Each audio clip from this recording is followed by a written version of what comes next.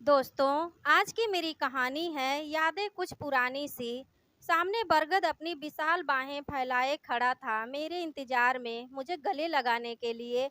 मैं वहां खड़ा था, उसके नीचे आज उसकी स्नेहिल छाया मुझे मेरे बाबूजी की याद दिला रही थी। बाबूजी तो अब थे ही नहीं, मगर उनकी स्मृतियां मेरे साथ थीं। सूना सूना सा घर, मिस्री की खनक अभी भी मेरे कानों में गूंजी। ऐसा लगा बाबूजी अंदर से बाहर आए और कहने लगे, आ गया लल्ला, बहुत दिनों से तुम्हारा ही इंतजार कर रहा था। एक ठंडी सी आह मेरे दिल से निकली और आंखें नम हो गईं। तभी सामने गेट से बंसी काका, शरद काका और पुजारी काका आते हुए दिखाई दिए। अरे लल्ला, आ गया बेटा, आ जाओ, चलो नाश्ता कर लो।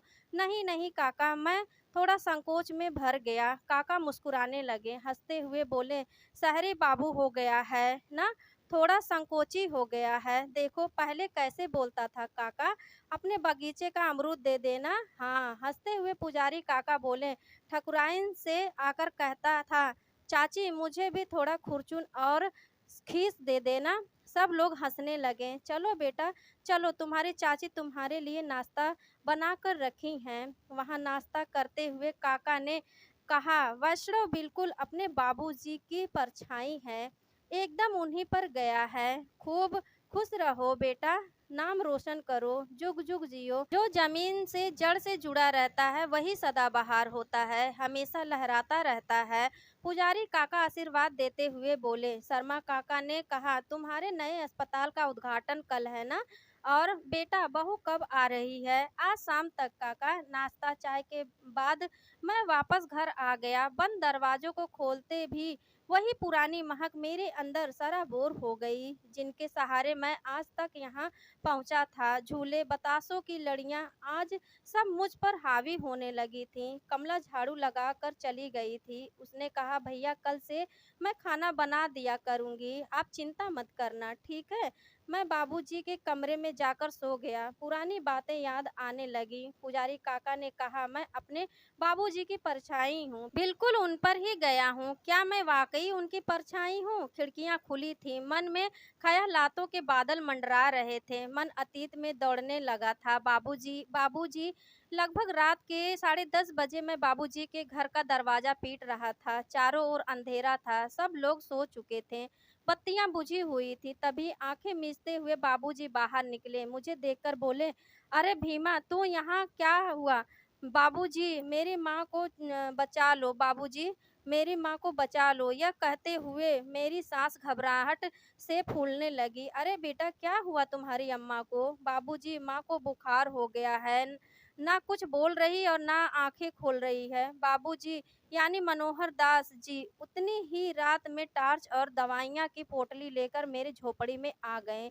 अम्मा बुखार से बेहोश थीं। यह कैसा घर है, यहाँ रहते हो तुम लोग? वह घर ही नहीं था, उसके नीचे से नाला बहता था। ऊपर एक लकड़ी का पट्टा लगाकर चारों तरफ प्लास्टिक की दीवार बनाकर हम माँ बेटा रह रहे थे। बाबूजी ने अम्मा को दवाई दिया, घर से खाना भी मंगवा दिया। उन्होंने कहा, भीमा, कोई भी जरूरत हो तो बता देना। पर माँ का बुखार खत्म होने का नाम ही नहीं ले रहा था। दूसरे दिन बाबूजी फिर से हमारे घर आए। माँ संकोच में गड़ गईं। वह कहरती हुई बोली, बाबूजी, मेरे प्राण निकलने वाले हैं, पर इस बच्चे के कारण अटके हुए हैं। इस बच्चे को कृपया करके किसी अनाथालय में डाल देना या अपने घर ले जाकर इसे नौकर बना लेना, ताकि मेरे प्राण आसानी से निकल जाएं। यह क्या बोल रही हो तुम रति?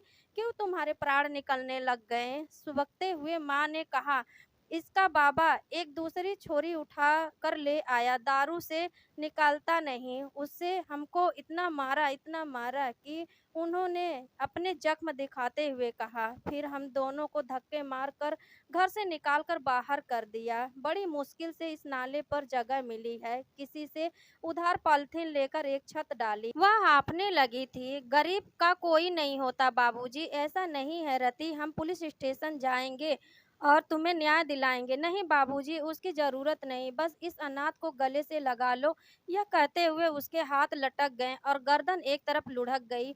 बाबूजी की आंखें भर आईं। मैं तब बहुत छोटा था, मुश्किल से 8-9 साल का, मगर यह सच मेरा पीछा कभी नहीं छोड़ने वाला। बाबू ने माँ का अंतिम संस्कार किया, मुझे विधिवत गोद लिया, अपने तीनों बच्चों के साथ मुझे भी अपना लिया। बाबूजी एक सरकारी स्कूल के एक मास्टर थे। जब तक वह नौकरी पर रहे तब तक किसी को हिम्मत नहीं थी कुछ भी कहने की। सबने मुझे सहर्ष उनका बेटा स्वीकार कर लिया था। अपनी नौकरी के बाद उन्होंने दूसरे गांव में जमीन खरीदा और वहीं घर बनाकर रहने लगे। सारी जिंदगी उन्होंने समाज सेवा को अर्पण कर दिया।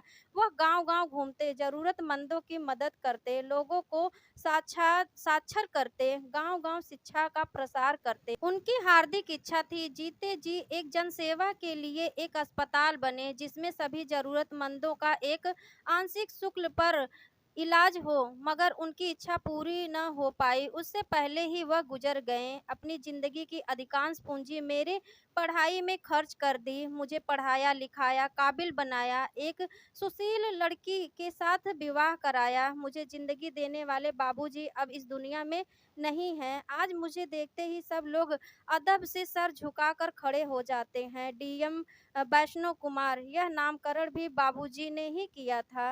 अगर बाबूजी साथ नहीं देते, उस समय आगे नहीं बढ़ते, तो आज मेरा क्या होता? यह सोचकर मेरी आत्मा तरसिहर जाती है। बाबूजी, आपकी हर इच्छा को मैं पूरी करूँगा। आपके रग-रग को प्रणाम। मैं अंधेरे में से सिसक उठा था, तभी दरवाजे में आहट हुई। करुणा बच्चों के साथ आ चुकी थी। अरे, आप अंधेरे में क्यों सो रहे हैं? नहीं, बस ऐसे ही। मैं उनसे कहा आज रात तो बाहर से खाना हो। चिंता मत करिए जी, मैं बना कर लेती आई हूँ। जनसेवा अस्पताल का उद्घाटन करते हुए बाबूजी की फोटो में माला अर्पण करते हुए मेरी आंखें भर आईं। उनकी फोटो के आगे घी का दिया जलाकर आंख मूंद कर खड़ा रहा। बाबूजी, सब लोग जानते हैं कि मैं आपकी परछाई हूँ। मैं हर जन्म में आपकी परछाई बनकर जन्म लेना चाहता हूँ। मेरी आंखें बहने लगीं। अरे लल्ला, दिल क्यों छोटा करते हो? तुम्हारे बाबूजी कहीं तुम्हें छोड़कर नहीं जा सकते हैं। देखो, हमेशा तुम्हारे ही साथ रहते हैं। भला शरीर अपने परछाई छोड़ सकता है क्या? मैं बाबूजी को याद कर सिसक उठा। दोस्तों, कहानी कैसी लगी? कहानी अच्छी लगी हो तो प्लीज़ लाइक कर दीजिएगा, शेयर कर दीजिएगा। मेरे चैनल एमएल स्टोरीज़ को सब्सक्राइब कर लीजिएगा। मिलती हूँ ऐसी प्यारी सी कहानियों के साथ। तब तक के लिए bye bye and take care.